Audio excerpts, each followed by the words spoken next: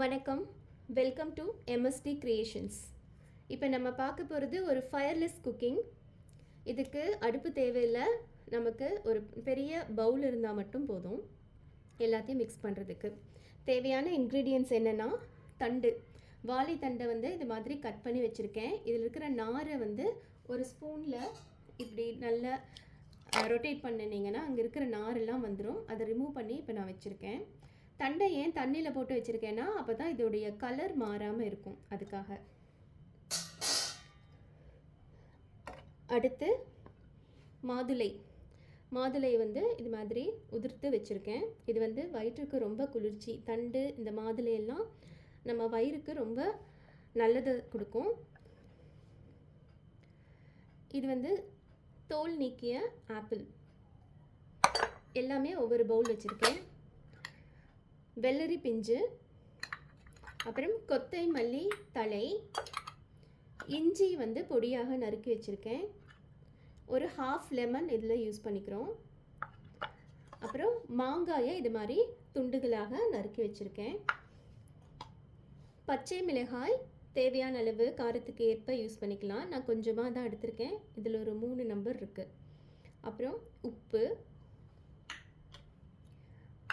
தண்டு எப்படி மெயினோ அதே மாதிரி இதுக்கு தயிரும் மெயின். இது ரிச் ப்ரோபயோட்டிக். இது எல்லாம் யூஸ் பண்ணி எப்படி சாலட் பண்ணுறது அப்படிங்கிறத பார்க்கலாம். இப்போது இது மாதிரி ஒரு பெரிய பவுல் எடுத்துக்கோங்க. அப்புறம் தேவையான தண்டு இருக்கு இல்லையா, தண்டை ஜஸ்ட்டு நாரெல்லாம் எடுத்துட்டு அதை அப்படி கையிலேயே எடுத்து போட்டுக்கோங்க.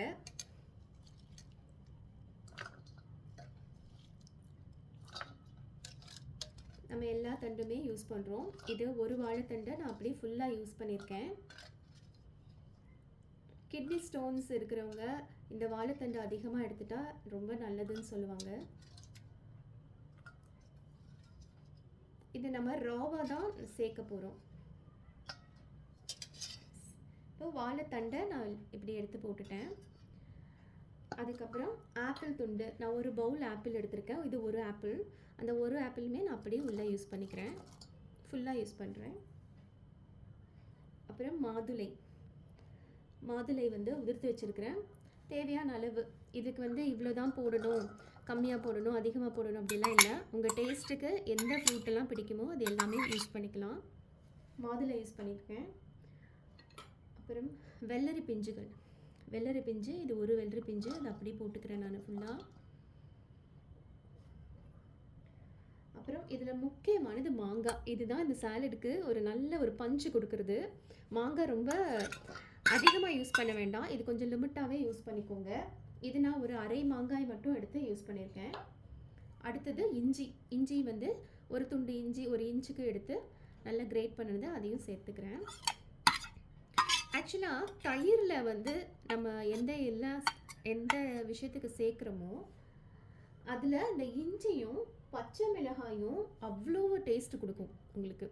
ஸோ இஞ்சி யூஸ் பண்ணதுக்கப்புறம் நான் பச்சை மிளகாய் யூஸ் பண்ணிக்கிறேன்.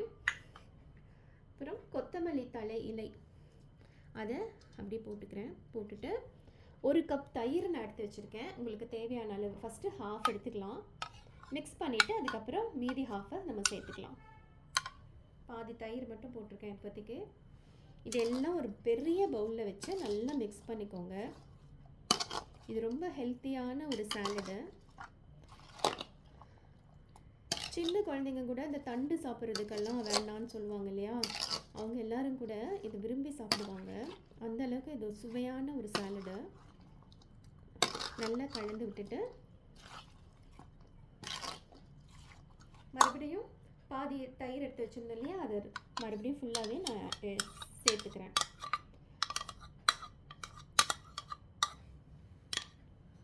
சேர்த்துட்டு மல்லித்தலையும் கொஞ்சம் போட்டுட்டு இப்போ தேவையான அளவு உப்பு ஆட் பண்ணுறேன்.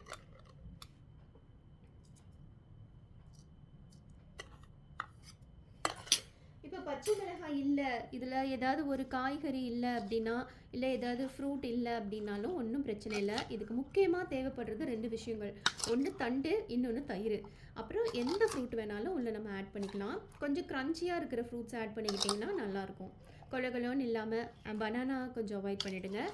அப்புறம் பப்பாயா அவாய்ட் பண்ணிங்க. மற்ற எல்லா ஃப்ரூட்ஸுமே இதுக்கு ரொம்ப சூட்டபுளாக இருக்கும். கொஞ்சம் லெமன் பிழிஞ்சிடுங்க. ஒரு 2-3 squeeze of lemons. Okay, lemon பிழிஞ்சிட்டேன். மீதி இருக்கிற கொத்தமல்லி தலையும் ஃபுல்லாக போட்டுட்டேன். இது எதுவுமே ஸ்கிப் பண்ணாமல் எல்லாத்தையுமே நீங்கள் சாப்பிடலாம். ஏன்னா நமக்கு பிடிச்ச ஃப்ரூட்ஸ் தான் யூஸ் பண்ணியிருக்கோம். நான் இதில் கோவா மட்டும் யூஸ் பண்ணலைங்க. கொய்யாப்பழம் இருக்கிறவங்க கொய்யாக்காயும் கூட யூஸ் பண்ணிக்கலாம். அதுவும் இன்னும் நல்ல ரிச் டேஸ்ட்டை கொடுக்கும்.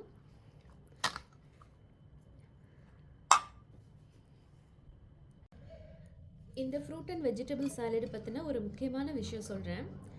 தீபாவளி முடிஞ்சு சஷ்டி விரதம் இருக்கிறவங்க 7 நாள் விரதம் கண்டினியூஸாக இருப்பாங்க. ஒரு சிலவங்க வெறும் மிளகு மட்டும் சாப்பிட்டு விரதத்தை முடிப்பாங்க. ஒரு சிலவங்க பால் பழம் மட்டும் சாப்பிட்டுட்டு விரதம் இருப்பாங்க. அந்த 7 நாள் முடிஞ்சு சூரசம்ஹாரம் பார்த்துட்டு அதுக்கு அடுத்த நாள் சஷ்டி விரதம் முடிக்கிறவங்க இந்த மாதிரி சாலடை கோயில்லையே வச்சு ப்ரிப்பேர் பண்ணியிருப்பாங்க. அப்படி எதுக்காக பண்ணுறாங்க அப்படின்னா 7 நாளும் அவங்க சாப்பிடாமல் இருக்கிறப்ப அவங்க வயிறு அதெல்லாம் சுருங்கி போயிருக்கும். நாக்கில் சுவையே தெரியாமல் இருக்கும் இல்லையா? அந்த டேஸ்ட் பட்ஸ் எல்லாம் நல்லபடியாக சரியாக்குறதுக்கு அந்த சுவைகள் எல்லா சுவையும் சேர்ந்து கலவையாக இது சாப்பிட்றப்போ, தயிர் வாழைத்தண்டு இதெல்லாம் வச்சு சாப்பிட்றப்போ அவங்க வயிறும் குளிர்ச்சியாக இருக்கும். முதல் உணவாக இதை எடுத்துப்பாங்க எல்லாரும் சஷ்டி விரதம் இருக்கிறவங்க. அதுக்கு அப்புறமா தான் நார்மலாக மற்ற ஃபுட்ஸ் எல்லாம் சாப்பிடுவாங்க. இது கோயிலில் முருகனுக்காக படைத்து சஷ்டி விரதத்தை கம்ப்ளீட் பண்ணுவாங்க. இதுதான் இந்த சாலடோட ஸ்பெஷாலிட்டி. ஸோ எல்லோரும் கண்டிப்பாக இதை ட்ரை பண்ணி பாருங்கள், உங்களுக்கு ரொம்ப பிடிக்கும். இப்போது இந்த ஹெல்த்தியான சாலட் ரெடி டு சர்வ். நீங்கள் சாப்பிட்டு பார்த்து எப்படி இருக்குன்னு சொல்லுங்கள். Please like, share and subscribe. நன்றி.